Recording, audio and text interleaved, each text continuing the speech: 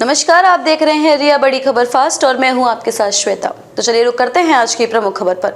26 जनवरी गणतंत्र दिवस पर सरल और दमदार भाषण। इस बार 26 जनवरी को देश अपना 75वां गणतंत्र दिवस मनाएगा, यानी हमारा देश अब गणतंत्र दिवस के रूप में 76वें वर्ष में प्रवेश कर रहा है। फ्रांस के राष्ट्रपति इमैनुअल मैक्रोन 75वें गणतंत्र दिवस के परेड में मुख्य अतिथि होंगे। राष्ट्रीय राजधानी दिल्ली के कर्तव्य पथ पर देश की सांस्कृतिक विविधता में एकता, अखंडता और सैन्य ताकत की झलक दिखाई देगी। गणतंत्र दिवस के अवसर पर विभिन्न स्कूलों, कॉलेज और सरकारी कार्यालयों में कार्यक्रम आयोजित होते हैं। ध्वजारोहण के अलावा कई स्कूलों में निबंध लेखन और भाषण प्रतियोगिताएं भी होती हैं। अगर आप भी इस मौके पर स्पीच देने की योजना बना रहे हैं तो आप नीचे लिखी स्पीच की मदद ले सकते हैं। गणतंत्र दिवस पर भाषण। आदरणीय मुख्य अतिथि, मेरे अध्यापकगण और मेरे साथियों, आज भारत अपना 75वां गणतंत्र दिवस मना रहा है, यानी हम लोग अब गणतंत्र दिवस के रूप में 76वें वर्ष में प्रवेश कर गए हैं। 26 जनवरी को राष्ट्रीय अवकाश घोषित किया गया है। सबसे पहले मैं आपको बताना चाहता हूं कि गणतंत्र दिवस क्यों मनाया जाता है। दरअसल 15 अगस्त 1947 को भले ही देश आजाद हो गया था, लेकिन तब हमारे पास हमारा संविधान नहीं था। आजादी के 3 साल बाद हमें हमारा संविधान मिला। 26 जनवरी 1950 को भारत का संविधान लागू किया गया। इस दिन ही हमारे देश को अपना संविधान मिला था। संविधान के बिना कोई देश नहीं चल सकता। संविधान लागू होने के बाद हमारा देश भारत का एक गणतंत्र देश बन गया। आज इसी ऐतिहासिक और शुभ दिन की 75वीं सालगिरह है। इस शुभ घड़ी पर मैं आप सभी को, देश और विदेश में रहने वाले सभी भारत के लोगों को हार्दिक बधाई देती हूँ। आज हर नागरिक को भारत की गौरव गाथा पर गर्व का अनुभव होता है। आजादी के बाद हम भारतवासियों में बेशुमार उपलब्धियां हासिल की हैं। आज इन्हीं उपलब्धियों का जश्न और उत्सव मनाने का दिन है। आज हमें देश को आजाद कराने वाले स्वतंत्रता सेनानियों और संविधान बनाने वाले महापुरुषों को भी नमन करना चाहिए।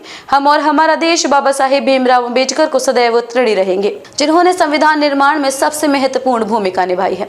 26 जनवरी गणतंत्र दिवस पर यह आसान और छोटा सा भाषण। जब हमारा देश आजाद हुआ तब ये भयंकर गरीबी और निरक्षरता के कुचक्र में फंसा हुआ था, लेकिन 7 दशकों की मेहनत के बाद आज हमारा देश चांद पर पहुंच चुका है, परमाणु शक्ति संपन्न बन चुका है।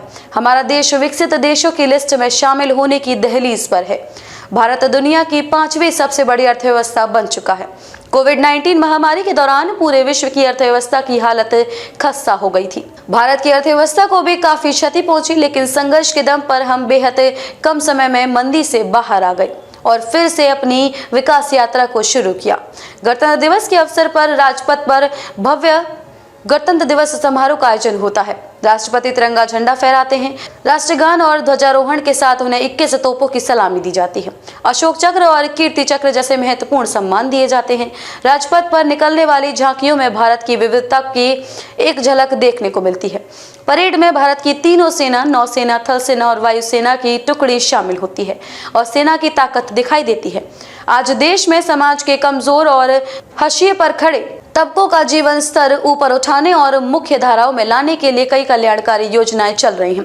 अनुसूचित जातियां, जनजातियां, महिलाओं, गरीबों, किसानों, मजदूरों के कल्याण के लिए हर संभव प्रयास किए जा रहे हैं। विभिन्न क्षेत्रों में कार्यरत कई पीढ़ियों के लोग हमारे गणतंत्र की अब तक विकास गाथा में अमूल्य योगदान के लिए प्रशंसा के पात्र हैं। किसानों, मजदूरों, शिक्षकों, वैज्ञानिकों और इंजीनियरों, पुलिस बलों की भूमिका की सराहना करनी चाहिए। देश के प्रति प्रगति में योगदान देने वाले प्रत्येक नागरिक की सराहना करनी चाहिए। हमें देश की सीमाओं की रक्षा वाले बहादुर जवानों, सैन्य कर्मियों को भी नहीं भूलना चाहिए, जो हमेशा किसी भी त्याग और बलिदान के लिए तैयार रहते हैं। इनके जज्बे, शौर्य और हिम्मत को भी सलाम करना चाहिए। आज हमें अपराध, भ्रष्टाचार, हिंसा, नक्सलवाद, आतंक, गरीबी, बेरोजगारी, लिंग भेद, अशिक्षा जैसी समस्याओं को जड़ से खत्म करने का संकल्प लेना चाहिए।